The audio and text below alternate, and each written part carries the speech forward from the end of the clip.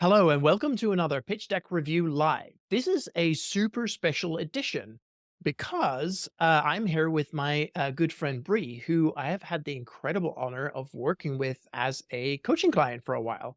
And so it'll be interesting. I haven't seen this deck in a hot minute, but it'll be fun to see how we end up working through this. Hello, Bree.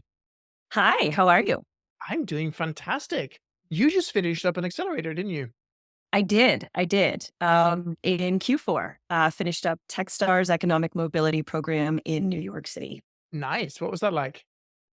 I mean, it's an accelerator, so it's grueling, It's but it was exhilarating. Yes. very accelerated. Um, yeah, it was great. It was a really fantastic forcing function in ways that we expected, and also in ways that we didn't expect. And it was very great to be on the East Coast, which we would not have done otherwise. To immerse ourselves in that community and meet with folks who are live, breathe, eat fintech all day, which of course is what we're focused in. Right. Amazing. So fintech, that's seafood, right? Exactly. Yeah, cool. Just so we have that clear. Yeah. In a nutshell, what do you guys do? So, financial forecasting for variable income workers. We bring financial forecasting and cash flow projection to them in a context that makes sense, which quite simply is around their calendar. And at the same time, what we're doing under the hood of that is building a unique cash health profile on a group that has been underserved and largely ignored by our financial institutions for the last 200 years. Just before we crack into this, you and I have known each other for a while. I'm going to be super shameless and ask you to tell the wonderful viewers of this, what has that been like? What's it been like to work with me as a coach? Yeah. So I've been waiting for the question. Yeah. Uh-oh. I'm only 5 minutes to roast you Before I get to return the before favor. you tear into the deck. But I was thinking about it a lot this morning, and I was really thinking back to the very first time we met. And I reached out to you. I was absolutely 100% a fan of your pitch deck teardown series. And you know what is so funny? And I don't even know if I've told you this or if you recall this, but I was such a fan of the post and the content and how just thoughtful it was and how generous it was for founders. And the fact that you were writing with TechCrunch, I thought, okay, well, how do I get in touch with him? And then I sort of went through the motions and did the research. And, you have this little booking feature on your site, and I booked it. And at the moment when I booked it, I have to tell you, I think just from virtue of, having been out there and trying to talk to investors, I thought, oh, nothing's going to happen. Hmm. This is going to go into the ether and I will never hear from this person. Or if I do, it's not going to be him. It's going to be someone else. And then I can remember when I showed up to the meeting and you popped on, and my immediate reaction was like, oh my gosh, it's actually you. And so I think like what that says what it did for me out of the gate was like, okay, you're approachable and you are serious about the coaching and taking these intro calls. And that in and of itself was like this immediate vote of confidence for me. And that I'd made the right decision to reach out. Now, then the second thing I will tell you is that, being excited about that and okay, great, we're talking. Um, you did not mince any words. And you were very clear in telling me that working with you is not for the faint of heart. Um, and so I appreciated that you said, look, I'm going to give um, direct, sometimes very uncomfortable feedback. And I think you even said to me verbatim, like, you have to decide if that is something you can do, that you can endure, that you are open to. Yep. And so I appreciated that. And I think like even when you say that to, and you do, you have a reputation for those that know you of being very direct. We've even used the term roasting Hmm. for this deck review, and it comes through in your writing. But I think one of the things that is really important for founders to know if they're considering engaging with you is that is never without empathy. Hmm. That you do come from a place of really wanting to help and coach. And that for me personally, what I found when we got into the sessions, there were a few things that were, I mean, I knew what to expect because you sent me some information. Here's what the sessions look like. Here's kind of how the curriculum goes. This is what I expect for you from you. But you still never really know till you're in Right. it. And so some surprising things that were great was one, you always exceeded my expectations. Hmm.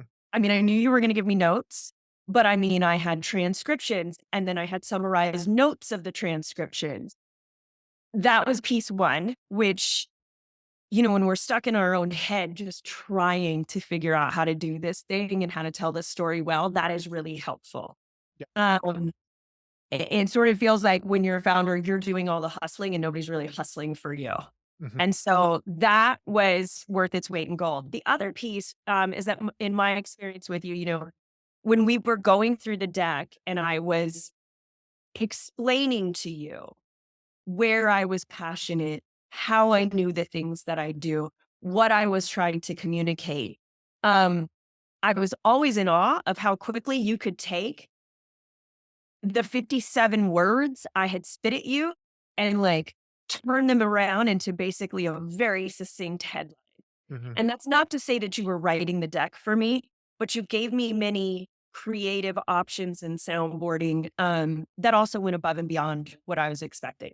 You could have just said, Here's where it's not great." Instead, you also ideated with me, and I think that's a big difference. Yeah. Um, so that was really helpful. And then the last thing I'll say, that I think is important, is that I found you to be very fair and open in negotiating through what compensation was gonna look like and what the agreement was gonna look like between us. And I think that's really important. I mean, I'll be honest, like, you're certainly not the cheapest option out there, Mhm. but That's true. but it was very apparent to me from even the intro meeting that what I was gonna get was worth the investment. Thank you. Of course. Really thoughtful feedback. That's really wonderful. I It's interesting the thing you say about the roasting, right? Because on the one hand, I do a lot of stuff on TechCrunch that is, it's a little bit performative, right? It has to be an interesting read. And so it is definitely a little bit on the roasting side. On the other hand, I'm taking a beat to see how personal I'm going to get. But let's just show people who I am. I have a Yeah. huge amount of bullying trauma. I was bullied a lot as a kid. And so to me, being able to give firm and no nonsense feedback can, in some cases, get very close to that. And so to me, it's really important that I'm able to be fair and clear and obvious with people, but that I can also say, hey, this is coming from a place where I really just want you to be the best possible founder you can be with the best possible pitch you. And it took me a long time to learn how to be direct while not being a bully, basically.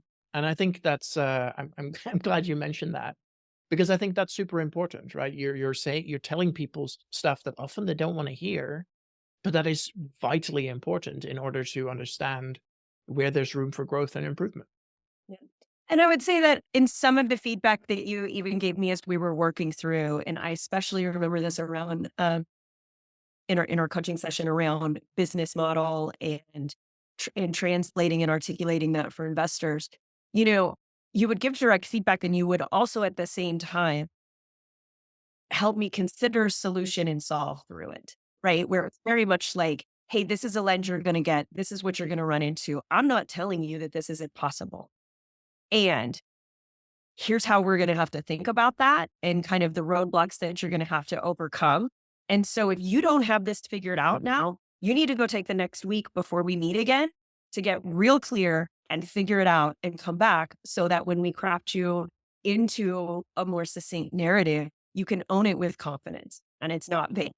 And that is such a great because so many of the investor conversations that we're in can sometimes feel like, oh, all they're trying to do is poke holes. right? Right. And so you need on the other side or someone behind you that is like, hey, I'm going to poke holes, but I'm also going to be here to help you kind of figure out how to get over those. Yeah. Well, I think that is one of the really unpleasant things about being a founder, especially when you're on the fundraising trail, right? You are like, this thing becomes your baby, it becomes so important to you. And the stuff that works, nobody spends any time on. Like, yeah, you got that covered. We've got it. Ticks the box. Let's move on, right? And so, both in a coaching perspective and um, when you're doing the fundraising piece, 80 to 90% of the time and focus is spent on the stuff that isn't working. And so, at the end of a week of pitching, you will have sat through 10 meetings, of which 90% of the meetings are about stuff that doesn't work. That is really hard to sit through, right? You get this really, is does anything work? Is this even worth it? What the hell am I doing with my life? Why don't I get a real job? Right? I've been there. It really fucking sucks. But the Yeah. truth is, that's just kind of how this kind of thing works. And I think as a founder, you just have to grow this really, really thick skin. Um, which I think is actually a really unfortunate thing because a lot of startup founders are soft, conscientious, compassionate people, which Yeah. means that that part of it, and especially if you have any sort of issues around rejection, which I have, that Mhm. that's some triggering shit. It really Yeah, of sucks. course. Yeah. But again, like, when we say even the adage of build or have or, cultivate a thick skin, in my opinion, that is never done um, in a silo of constantly being beat up. Right. It also requires somewhere along the way of a team helping build you back up. And that's what's so important um, for founders in general. Like you have to find that tribe. You have to find people who can help build you back up because you're going to be on the road of getting knocked down quite a bit. Yeah. Well, on the topic of getting knocked down, shall Yes, we let's do it. shall we rip you to Hooray! shreds? Um, so the way I usually do the pitch deck review live is we get a deck submission, and I kind of do a monologue as I talk over it. I Mhm. think I'm going to do a little bit of that, but it would also be a terrible shame to not get some direct like notes and feedback from you, because I have you here, and because I've been working with you for so long that I figured it would kind of be weird to just talking to the ether. So let's do this as a little bit more of a conversation. And it's kind of awesome that we're recording this so people can learn with us. So I'm excited about that. All right, so let's do a pitch deck review live now.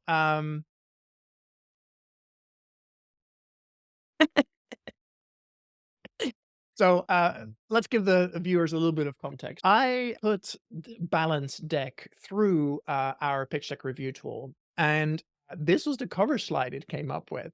And I saw it and I had to laugh. I sent it to Bree, and Bree was giggling her butt off. And the reason why this picture is so funny to me is that, well, you explain. Sure. Why is this funny?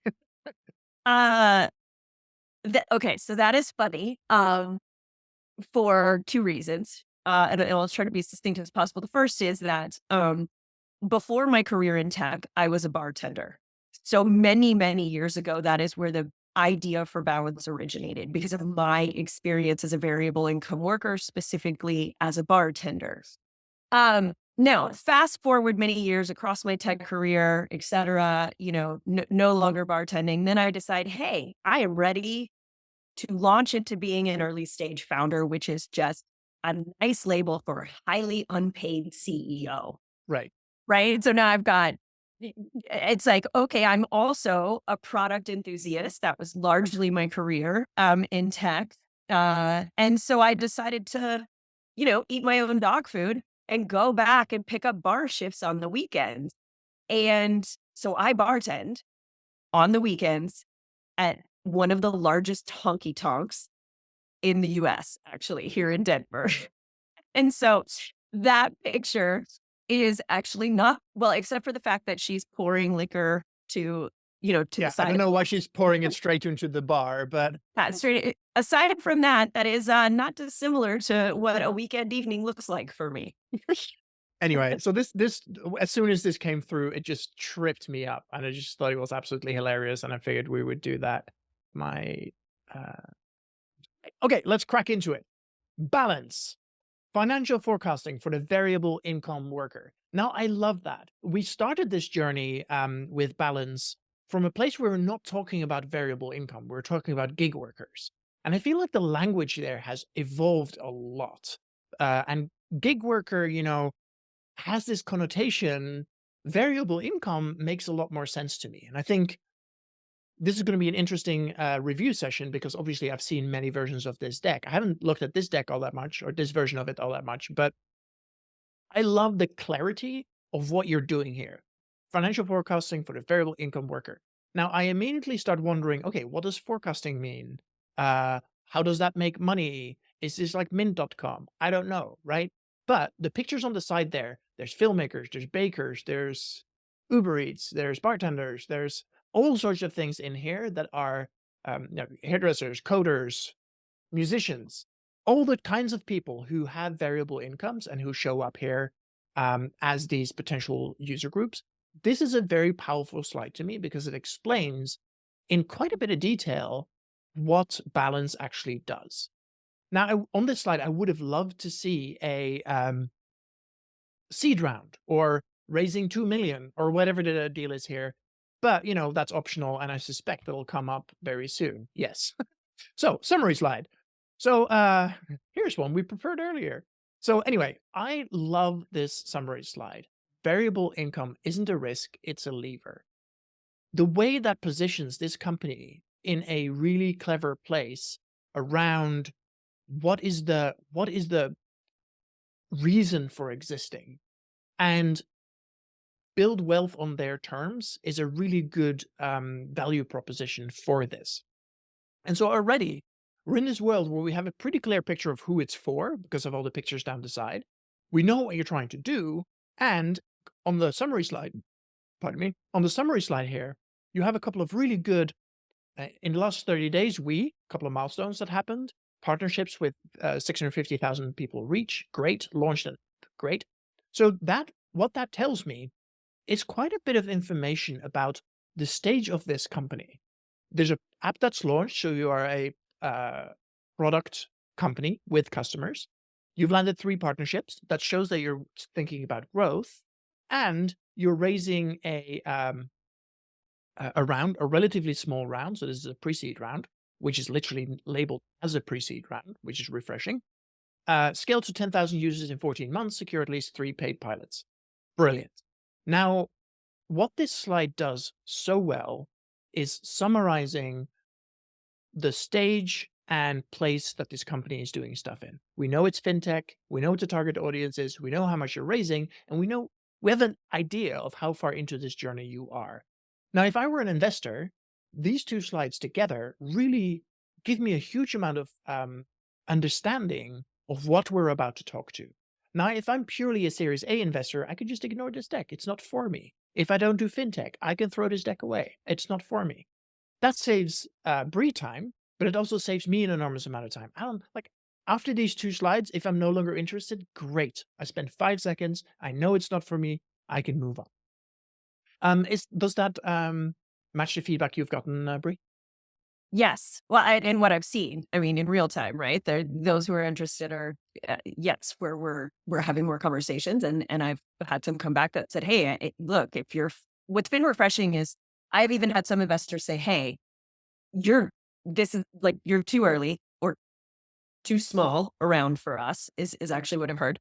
Yep. And they've even said, "We would love to meet with you and understand you're very busy. So if we can be of help, great. But otherwise, you know, let's stay in touch." Yeah, that's awesome. Yeah, and I think that happens quite a lot. And if you come across a founder who is interested in this space, but who is like 500K doesn't fit with our investment thesis, this is a really good way to enable them to signal that. If they say, "Hey, we're interested in this potentially, but get back to us when you have 100,000 users," great. Like, take a note of that and move on. And then when you have 100,000 users, reach out. It's like, hey, the last time we spoke, you said you might be interested. Now that we have a bunch of traction, we're thinking about doing another round. Let's talk. It's a great way to make sure that people are starting to get interested.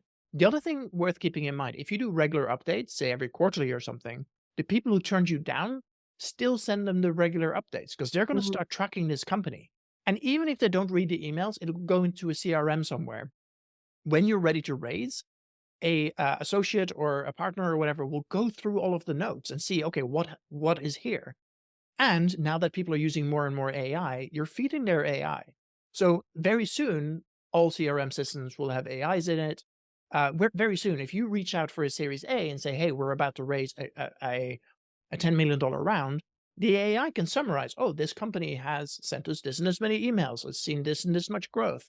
And depending on the sophistication of this software, you can actually help build a really good case for you. Investors very rarely invest in a single data point. They invest in trends. And if balanced cash is now on a trajectory towards growing, evolving, learning, doing little pivots and all that kind of stuff, it's really interesting to have seen that progress over time. And that means that the next time you do reach out to someone and it is now in thesis, that conversation can become very short. They can say, "Yeah, we've been following your progress. We love it. Here's a couple of questions. Great. Here's the investment round." We see that on us surprisingly often, and the work you do for that starts here in this round. So very shrewdly done. Okay, let's move on. From the summary, we go to the market size. There are 73 million gig workers growing 3 times faster than US workforce alone. Okay, this is a really solid start to outlining the size, both in the why now, we are tapping into a macroeconomic trend that is huge and growing rapidly. We're saying it's more than a side hustle because it's a primary source of income for 44% of gig workers. That is really fascinating to me because now you're not just talking about, hey, this isn't an aberration. This is actually a huge trend that is happening everywhere. And this data source says that the majority of the workforce will be uh, uh, gig workers or variable income workers by 2027. This slide goes a really long way to show that why now is the time, why this is an enormous opportunity, and why this is a significant market size. I think it tells a really important part of the puzzle. And the reason why I think it's very clever to put this in here is, at least in part, there will be investors who focus on this industry and focus on gig workers, and they will be keenly aware of this. And the other truth is that a lot of investors are not that on the pulse with what happens at that end of the economic spectrum, right? This average salary for a VC is around $400,000. Most startup founders are like, $400,000? I wish I had $400,000. Most gig workers will never get there, right? And so the financial dynamics of this group of people will be pretty alien to a lot of VCs. And so by putting this up on a slide and really nailing down, hey, this is big, this is important, this is growing, is a reminder to the potential investors that this may not be an audience or a space that they have thought about a lot. Does that Does. I mean, I'll say I can almost, depending on how the conversation goes, with, a particular, investor on the other side of the call, so to speak, there is such a difference in the conversation between those who can recall, waiting tables or even working in like shift retail, Yep. years and years and years ago, versus those that never worked as a variable income worker in any form or fashion ever. And there's always just such a difference in like, I find that when I'm talking to the person who has had that experience, they sort of get this nostalgic, like, "Oh, I remember that. Oh, yeah." And so, yeah, you're right. I mean, the divide is very big, and so it ends up being a very different conversation with someone who doesn't have any familiarity in that space. Yeah, totally. And I mean, I don't want to short sell VCs. They invest all the time in spaces where they don't have firsthand knowledge. So I'm not saying that empathy is impossible, but reminding people that this is a big and growing world in a way that is just like, hey, here's a friendly reminder for what we're talking about. Always a good idea. Okay, so from there, the next slide is over half of them struggle to match lumpy cash flows with life expenses. This is your problem slide, right? I would have loved to see some examples here. Just like what are life expenses, Mm, right? And what does lumpy cash flow mean? So to like if I were to do a voiceover here, what I would say is like, well, lumpy cash flow, uh, as a bartender, one night the place might be hopping. People are feeling good. And I last New Year's, I got $1,000 tip of somebody who was just having a great time, had lots of money. He was like, here, have $1,000 tip, right? That alone massively shifts how much cash is there. Alternatively, I might get a little bit sick. I might miss a couple of shifts. I might be less extroverted as I'm a bartender and I get less tips that way. Whatever the reason is, right? So the delta between having a really, really good day and a really bad day, and the delta between being able to work and not work, like this is the challenge with gig work. If you're an Uber driver and your car breaks down and you can't afford to rent a car, that's your revenue gone for that time. So that's the lumpy cash flow side of things. And then life expenses are, I can't remember what the exact number is, but something like 60% of US, um, maybe you know the number here. A certain percentage of folks can't afford a $400 unexpected payment. correct. That's it. You nailed it. That's it. What is the percentage? Uh, I believe it is around over 60%. Like they don't even have a $500 savings um, buffer. Right. And It so what that means is if your washing machine breaks, having it repaired or buying a new one, it is outside of range of a lot of people. So that means that they have to use a credit card or like that can have an outsized impact on somebody's financial life. And so when you bring this, so this slide on the cover of it does a really good job. And I think all those very sad looking people in the background helps further illustrate what's going on here.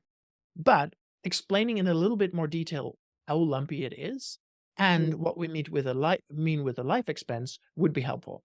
Now you can do that in the voiceover, right? If when you're pitching this, you can say that, or there are other ways of doing that as well.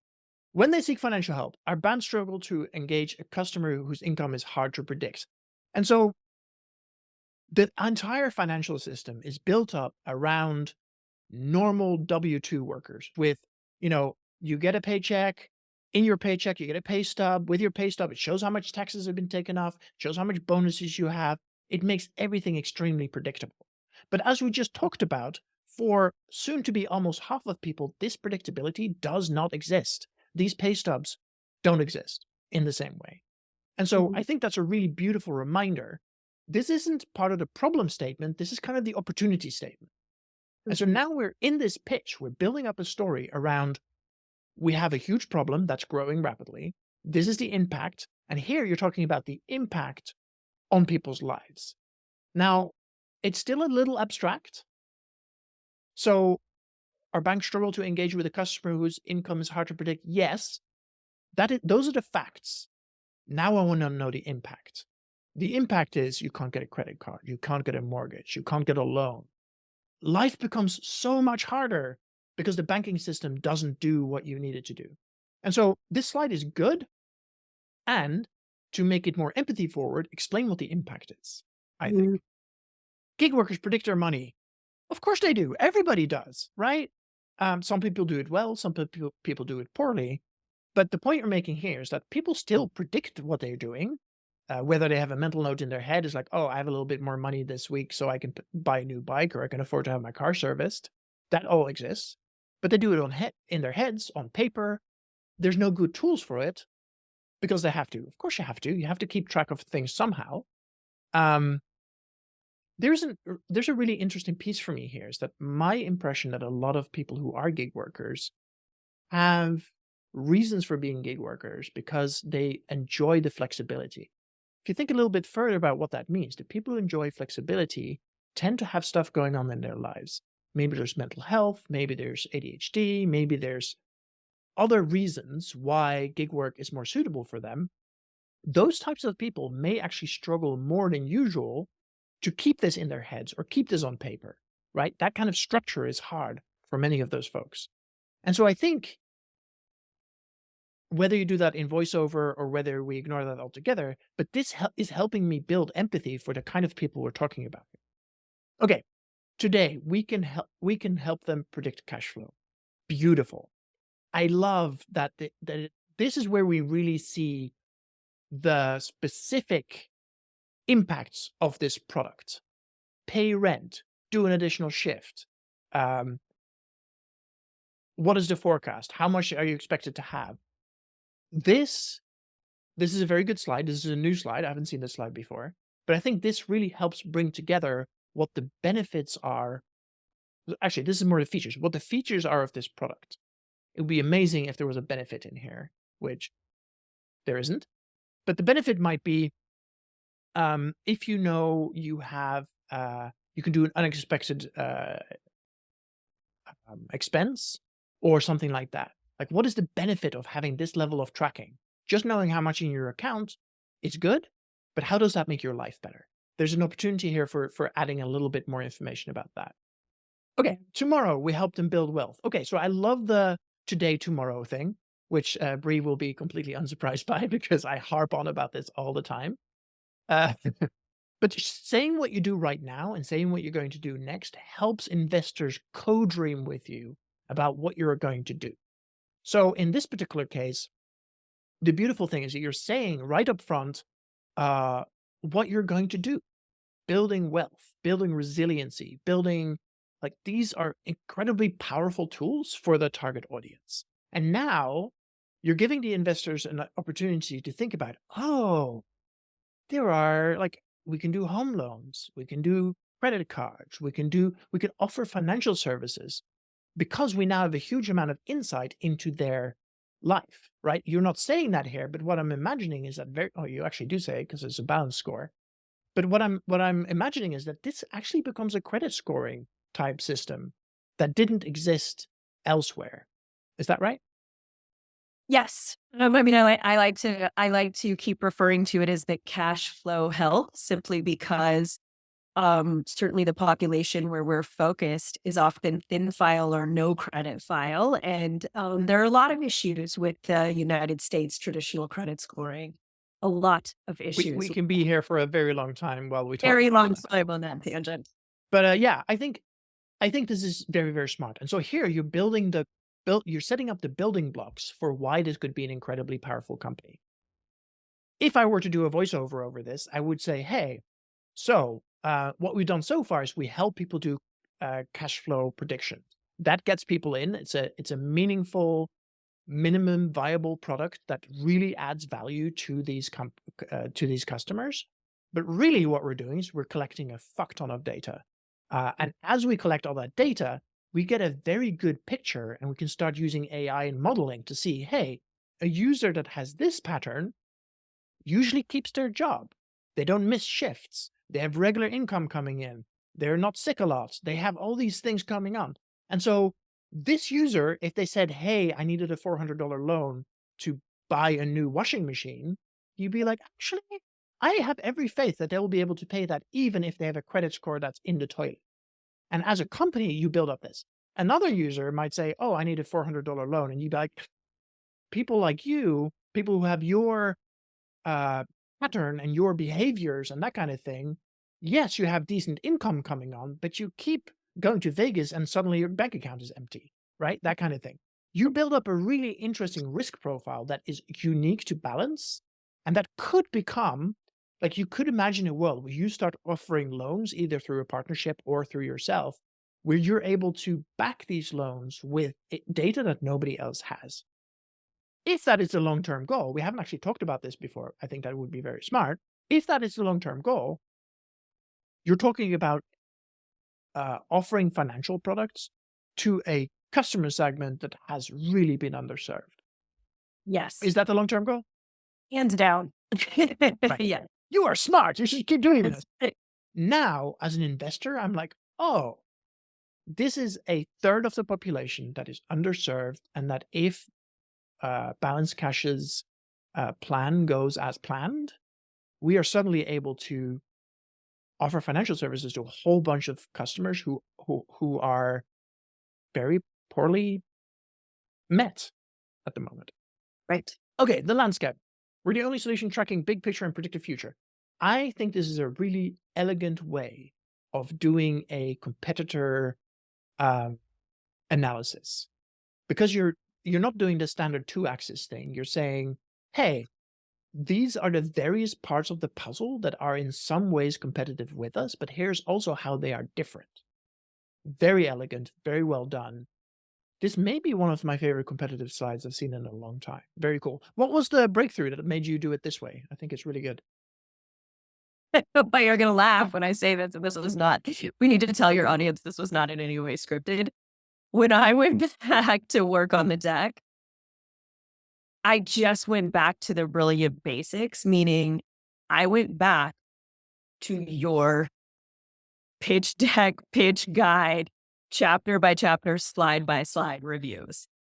I went back through your pitch deck teardowns. I literally went back through step by step and I honed in on what does a competitive slide need to do. And you've got examples of ones that are not good and ones that are good. And you talk about how to think about it. And yeah, like that is where that came from. Uh, Going back and doing Thank you, and I love that. And I've never seen it done like this before. So I think the interesting piece here is that you took the things that I said about this is what a slide needs to do, this is what you need to accomplish, this is how you need to compare the audience, compare the market landscape, compare the competitors, and how to differentiate yourself. You came up with this as a solution, and I think this is a great solution. Like, I wouldn't have done it this way. Well, until this point. Now I'm going to show everybody this slide is like, here's how you do a competitive slide. But I think it says something interesting about how I work, which is that often I know what the problem is and I know the things that a slide needs to accomplish, but I'm not a designer at heart. I'm not really like I don't always know how to pull the right information out of someone, but I just ask a bunch of questions. And in this case, you came up with this solution, which I think works fantastically well. So yeah, well done. Okay. Go to market. Start with B2B2C motion. Okay. I don't know what the word motion means. in the context, it was like, hey, here's the go to market. So what's the first play we're gonna run? What's the first move we're gonna make? Got it. Where there's many things you could do from a go to market perspective. And we're like, okay, we're gonna start with this one. Awesome. In B2B. that case, I would use the word playbook instead of motion. And in fact, that's already what I'm seeing here. It's already working. 3 commercial partners, 650,000 person reach, $0 spent. Now, the $0 spent always worries me because it means it can't scale it, right? I can't say to you, here's 1,000 or here's $1 million. Go and do this marketing plan at a larger scale because $1 million times $0 is still nothing. And the way I would look at this, like lose the $0 out of pocket. What I would do is like, I know how to run this marketing plan. So if I hire 3 salespeople, we can go 3 times as fast. So, right? Because it's not $0 out of pocket. You spend time on this. You. Your time Yeah. is money. So if you say, time to conversion was 3 months, great. Hire 3 salespeople, get them going, and you have a customer profile, and then they can go hammering away against making those sales. It's a nitpick. It doesn't matter in the large scheme of things, but the customer acquisition cost is important for B2C. For B2B, you're usually using a Salesforce or some sort of B2B playbook. And so understanding what are the costs and dynamics behind that playbook helps me really identify why this go to market is potentially successful. Now, the beachhead market is shift and appointment workers. There's 2 million of them. That's exciting to me. The partners, yeah, that makes sense. The hook, we're an employee benefit provided by partner.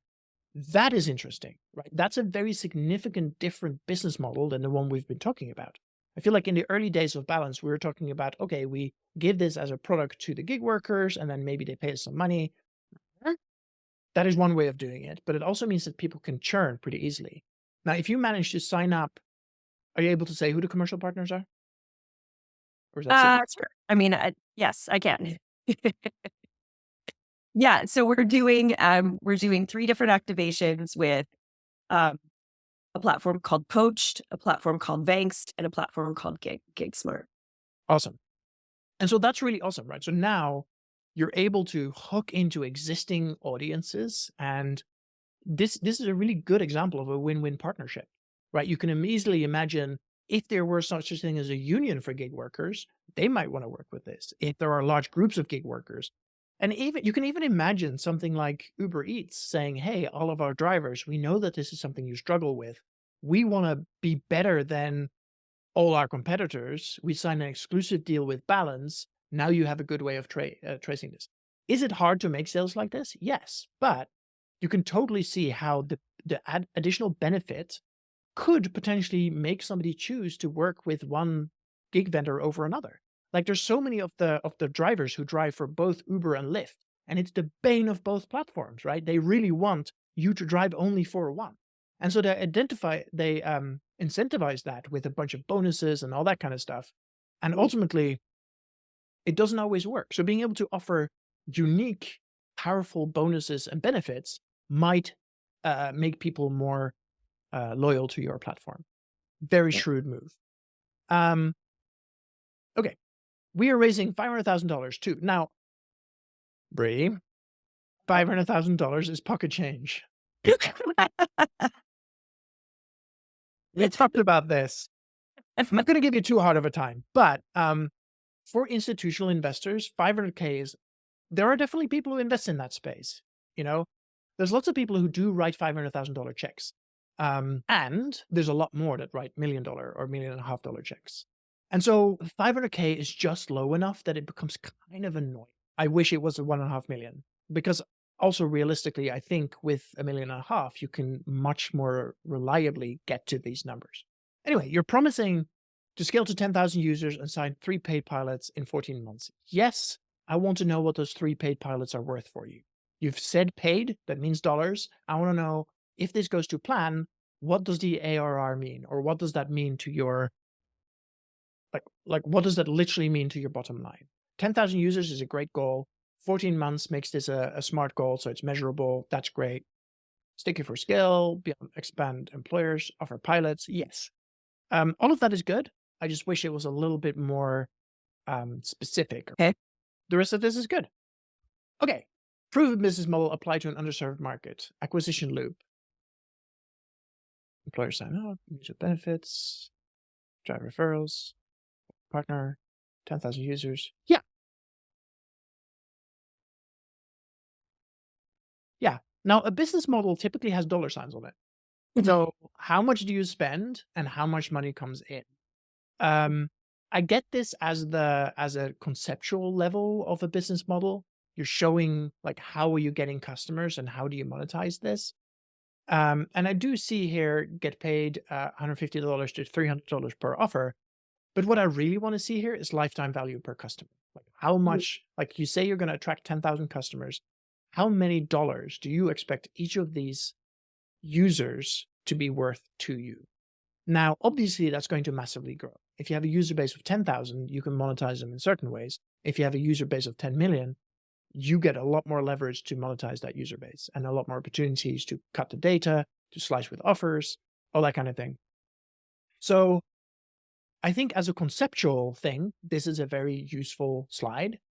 And what is your vision for how this changes over time? Full disclosure,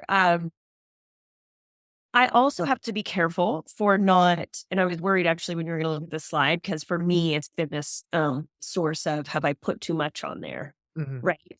Is it too busy, too much going on? Um, and what I have found is that I have to be very careful in um, articulating that our plan out of the gate, we have our go-to-market partners, and I should probably just start referring to them as employers. That would help.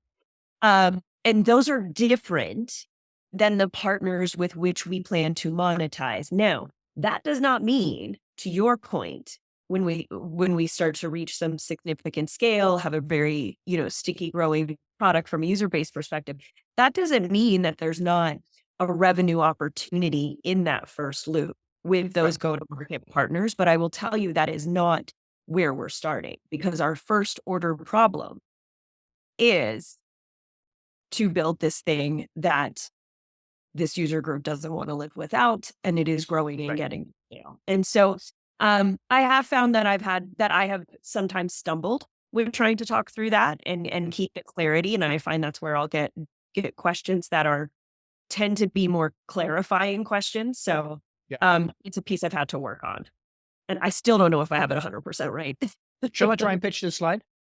Sure. Okay. So I'm going to pretend to be Bree. I'm not going to do the voice because that would be rude and hilarious. Okay. So we have a proven business model. And the way we think about our business model is kind of two-step. First of all, we have to get a whole bunch of people on the platform. With people on the platform, we get to learn from our consumers and we get to really understand where our customers, what their use cases are, what their needs are, and gather a ton of data about them. The important thing there is more people on the platform. We're not really focused on revenue yet.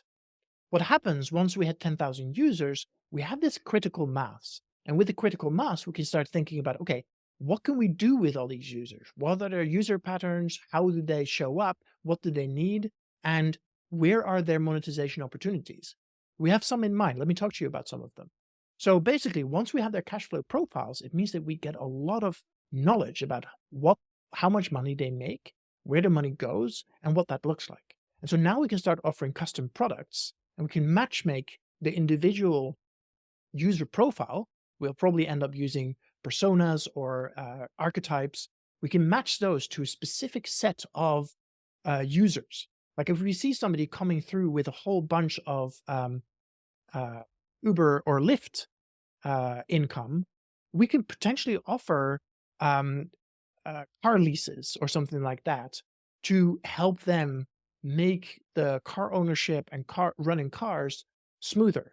That would make less sense to somebody who works as a baker, right? So we can actually customize the services, and that means that we have much higher conversion rates, and we can do some really interesting block bargaining for our users.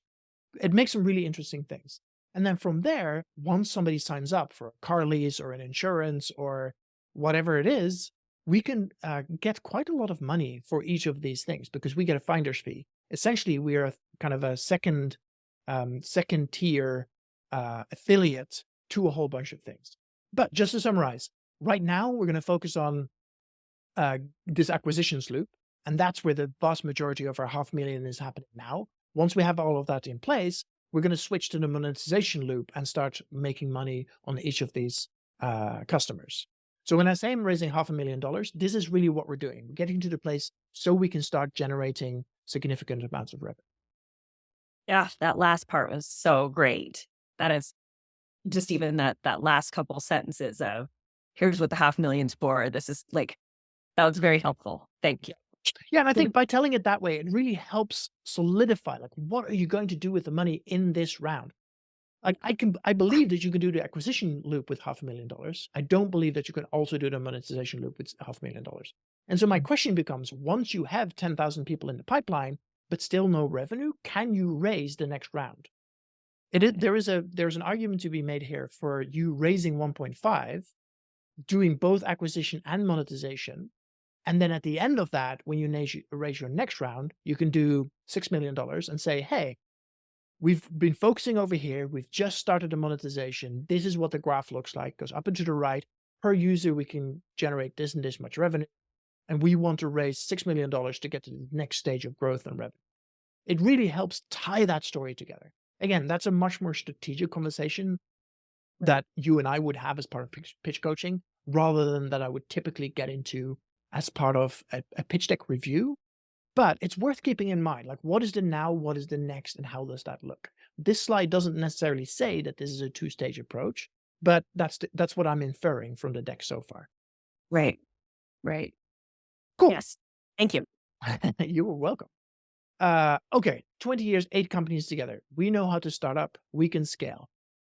This slide is good and awful. It's great because it shows that the team here has a huge amount of experience working together. When I'm evaluating teams, how well the team works together is often a risk. Like if you've just met, you haven't figured out your dynamics yet. If you've worked together for 20 years, I trust you to have figured out how to do conflict resolution, to have cleaned up your messes from previous attempts and all that kind of stuff. So that's good. We know how to start up. Elo grew from 1,000 to 3 million users in 1 quarter. Great. Now, I also know what happened to Elo. It wasn't a very huge success, so we can talk about that. But it means that the scaling part works there. And it shows that you have some experience here and there. What I don't see here is any fintech experience. What I don't see here is any experience in the gig industry. And so the biggest red flag I have here is like, okay, these are people who've worked together a lot. These are people who have experience scaling and growing, but there's no experience in the two biggest, most important parts of this business. And so to me, that becomes do I trust these folks to do this? Or is there a world where the guy who built the leasing program for Uber has a bigger overview over this slice of the market and could out execute you guys? So this continues to be my kind of biggest red flag about this team. There's 3 people who clearly have experience. I like that there's LinkedIn links and GitHub links here. I like that there's a bunch of brands down the bottom. And this slide does not tell me why Jay, Matt, and Bree are a slam dunk, yes, take my money now team to go and execute this. Got it. Okay. And that's hard to fix, right? You just don't have that team. You could bring in another co-founder. You could bring in somebody who solves this problem, who ticks this box. Got to play the hand you're dealt to some degree. The challenge with early stage investing is that people often invest in the team and only the team. And so if the team isn't like A++ gold sparkling with rainbows coming out of its butt, it's like that becomes a challenge. Yeah. Let me ask you some questions around that. Yep. So the first would be, in the lens, sort of the reaction you're having to that team slide in context of the rest of the business and the, you know, the concept, if you will, in the target market. So would it be helpful to bring up the fact that I am this user? I know this user inside and out. Now that is not, a resume full of all the fintechs I've worked on, Right. but it's certainly a critical. I think it's an important piece. Yeah, I think it shows that you're an expert customer CEO, is that archetype. And what that means is that you deeply understand what the customer needs in this space. That is relevant. Mhm. And like, we don't want to tell the story of, hey, I went from slinging drinks in a honky tonk and I'm now a startup founder, right? That story also doesn't work. Right, because there's a whole middle piece in there of how long. Turns out not all of that is product. transferable skills. Yeah. And I mean, we've talked about this before, and I don't think we should spend a lot of time here. I think part of the uphill battle with balance is going to be that it is not an immediate slam dunk. This is the right team.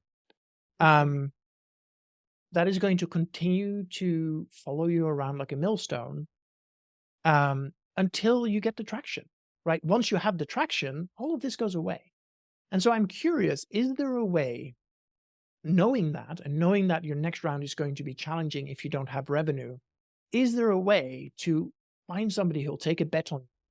That's the one bet you get, but then you get to prove everybody wrong. It's like, yeah, this is the profile of our company, but look over here. We're doing $600,000 worth of revenue every year, or we're doing like something that cancels out whatever argument somebody might have against this being the perfect team.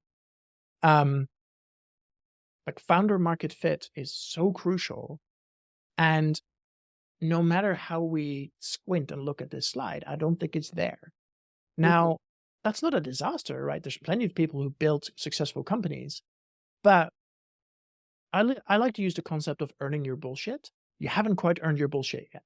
Like and that's the biggest hurdle in this company and in this fundraise that you're going to somehow have to slog through. And I think you're doing it, right?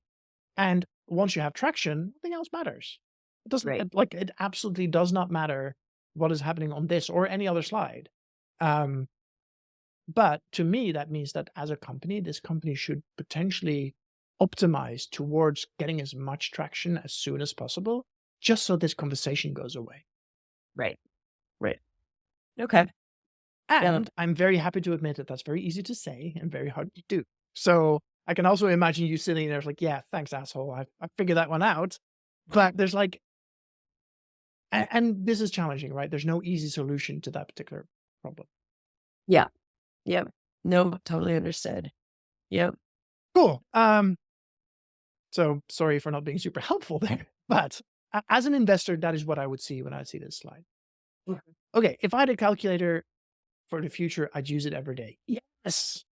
This is encapsulated into a very short sentence.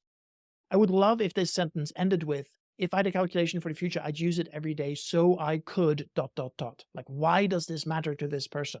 Like having greater clarity, like I would use it every day because it would reduce stress. I would use it every day because I could go on holiday knowing that I can afford it.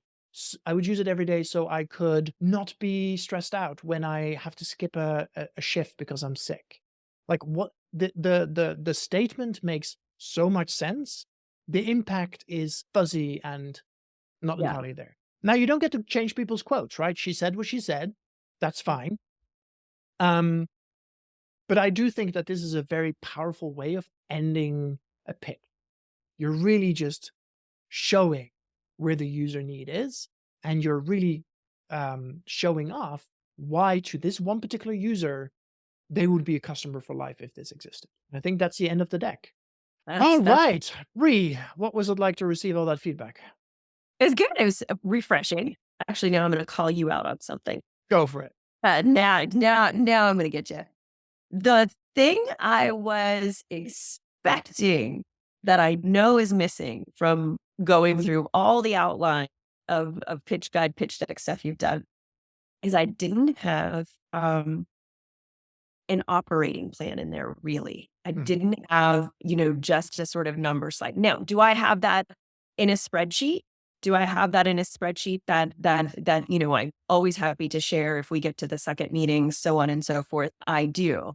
Now, in an earlier version, long time ago version of my deck, I actually had a pretty great operating slide that kind of broke out um, that took the big goals and outcomes we were going to achieve, but then separated them into kind of like, here's where we're going to focus for for the first 3 months, the next 3 months, and the next 3 months. Um, and I had even gotten compliments on that slide in past conversation. And I left it out this time. And I think I left it out this time because I thought, well, I've got it in the spreadsheet. I can use it in a second meeting. I feel comfortable talking about it there. But it was just interesting to me because I was kind of sitting here waiting for you to call me out on the fact that I didn't have it, and then you didn't. Yeah, totally. I think the interesting thing about these live teardowns is that I'm only critiquing what's there. I rarely critique what isn't there. If you use the AI tool, or if I do a more in-depth review, I actually have a checklist. I have a massive checklist of the things that are there. Like the other thing you didn't have is unit economics, or what is hard. Like what is hard about this company, and that becomes a risk to the company. So yeah, no, totally accurate. And I think there's something um, about using that checklist. And again, if you use the AI tool, that exists. I have this little promo. So go to haje.pub/AI. Get your AI pitch deck review. Got it. Awesome. All right. This was great. Super stoked to have this. Thank you so much. You are so welcome. I think that this product is needed. I think this product could have a outsize impact on people's lives. And I totally think you deserve to raise money for this. So it's an interesting thing to keep an eye on to see where we end up at, as in when you start getting more feedback and where the rubber hits the road with the VCs. I mean, I will share this with you because, in the spirit of being transparent and trying to figure out how vulnerable we're going to be. Yeah, you're right. Like there have been plenty of times, even last night was one of them along this journey where you just feel like, oh my gosh, how many more, uh, sort of poking holes and dodging arrows or defend like can I do? And I just came to this point in conversation with my co-founders and I said, look, I said, you know, we we've been building product for years. We know how to do this. That is something, if anything, our resume proves we know how to build great product that users love. And I was like, I am this user. I've been thinking about, I pitched my co-founders on this 10 years ago and the time wasn't right. Like I have been thinking about balance for a long time. And suddenly I came to this place where I was like, I could be totally wrong in what the current incarnation of the product looks like. I don't have all the answers around every single piece of Udinec. I have some really good hypothesis, And so there's a lot that we're comfortable being wrong, like that we know we're going to be wrong in. Yeah, But I said to them, I said, let me tell you what we're right about. what we're what we're effing right about is an innate human desire to see the future totally. and to know that you can impact it, that you can change it. And that for this group specifically, it is something they're already constantly doing. We're just going to supercharge it for them. We're just finally going to like look at them above and beyond the traditional salaried worker. And we can do that. And it takes empathy. It takes deep, like it takes bartending on the weekends Right. to like deeply understand that. And so I'm like, we're gonna get there. But yeah, There's it's nothing about what you said there that scares me. I think the problem is real. The market is huge. The solution you're offering, which, if you abstract it, is we make the future more predictable. That solution, somebody is going to build that solution. Now, the exact product that offers that solution, you might be right, you might be miles off. But I also feel like as you're in this space, as you're learning, as you're getting user feedback, you'll get more and more conviction that the problem is real, the market is big, and the solution is worth solving. And the question becomes, what is the right product to solve that or to implement that solution? I think your comment that you have a gut sense that this is a good attempt. Yes, I agree. I think this is a really solid first stab at implementing a solution. And if 2 years from now you have a bunch of users and you realize, well, actually, there's a better way of doing this, I have faith in you as a company to be able to pivot to a better solution, to a better product, while keeping the core of the solution the same. yeah. All right, great. Now it's just to land some checks. Now you just got to go and do it. Yeah, totally. Hey, Bree, thank you so much for offering up your deck for dissection. Delightful to spend some time with you as ever, and go get them. Thank you.